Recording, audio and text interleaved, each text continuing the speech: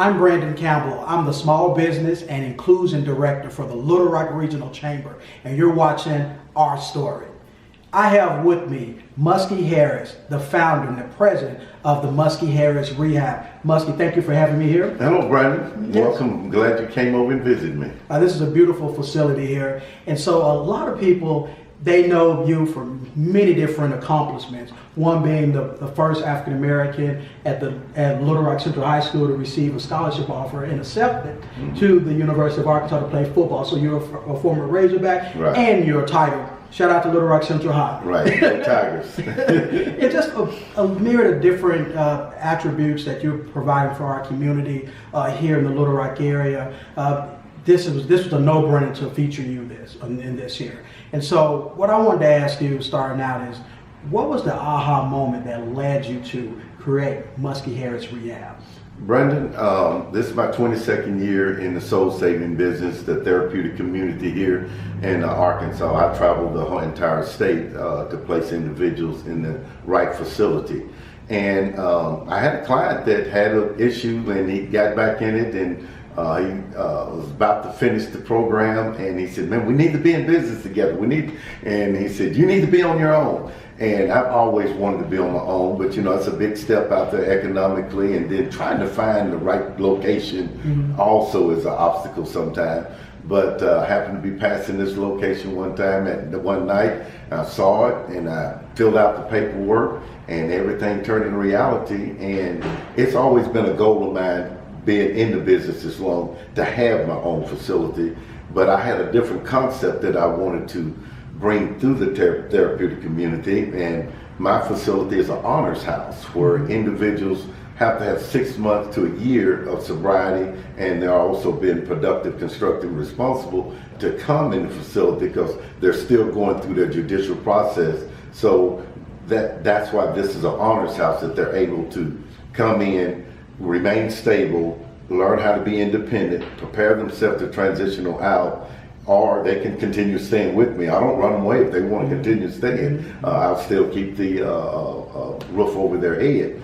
And most of them coming from different parts of the state of Arkansas, they're relocating here, then they end up transitioning with the family down here. So that gives them a base for being in my facility, to use them tools, practice in AA and believe in what they're doing. And that's what Muskie Harris Rehabilitation is about. Now you have a fascinating journey. Yes. And your story is something that most definitely should always be shared. But my question for you in regards to Muskie Harris Rehab, what have you been equipped with that has helped it continue to be successful?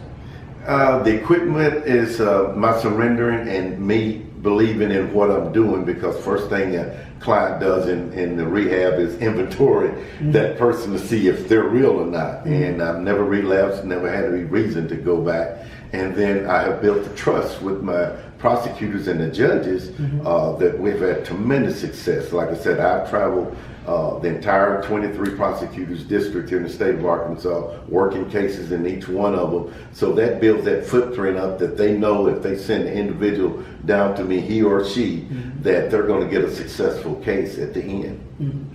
Okay. And then what has inspired you to go into this field anyway? Because people think of like your story and being a Razorback and being able to work with so many different people. You could have gone in so many different directions with your life or in your career. What inspired you to focus on rehab? Having my own demons in my own life. I mean, I want to be an athlete. I want to be an independent contractor. I got out from college, and I was in real estate. Independent. You still want that independency, until I had this adversity.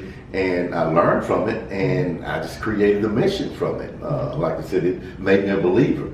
And with that belief and that motivation behind me, it's just a balance that what I do every day, I can't get enough of it. As I was talking with you and Angelique earlier, that it's a very motivating job. It's a tireless job, but I can continue waking up every day and doing this the rest of my life. Now, we talked a little bit earlier off camera about mentorship. Yes. Who are some of the mentors in your life that helped you get to this point today, that you kind of owe it all to, but then also who have inspired you to give back in that same way? A lot of great city leaders. I grew up in their houses here in this street that we named out here, Mr. Charles Bussey, Mr. William Thrasher, who the Boys Club is named after, and Mr. Buddy Coleman, Mr. Whit Stevens, and Mr. Gus Blass, Dr. Raymond Miller, Bishop Keller. I'm going down the names, and there's so many I'm going to forget some. But I just had tremendous mentors of professional businessmen in here, and they just treated me like their son because I was running around with their sons. And I just was stimulated by watching their life and watching their experiences grow, that gave me that intestinal fortitude to continue on. Now, how has the chamber been a catalyst for your success, and how have you benefited from being a member? Oh man, when I first got home and then Block Realty, Little Rock Chamber of Commerce was huge to me. I'm one of the first African Americans in the Ambassadors Club, and we had also the chamber. We had this major sports association, which was the arm of the chamber, where we would bring athletic events here. And I was on the group that we went and brought the National Golden Glove Boxing Championship here to Little Rock.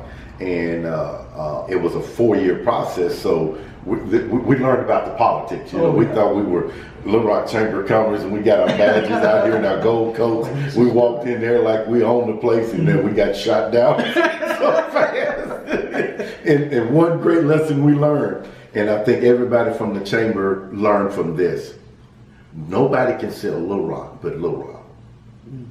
And we had another man trying to sell Little Rock, and we got shot down. Until we stepped up and we sold Little Rock, we won. And I think everybody that was associated with that part of the chamber, I don't think there's too many people around that, but I know Mr. Cheshire real well, and we even talked about that. He knows how to sell Little Rock, and he is Little Rock. So that's something I will tell anyone: you're always your best seller. That's true. Well, thank you very much for having me in here. Thank y'all for watching our story. Until next time.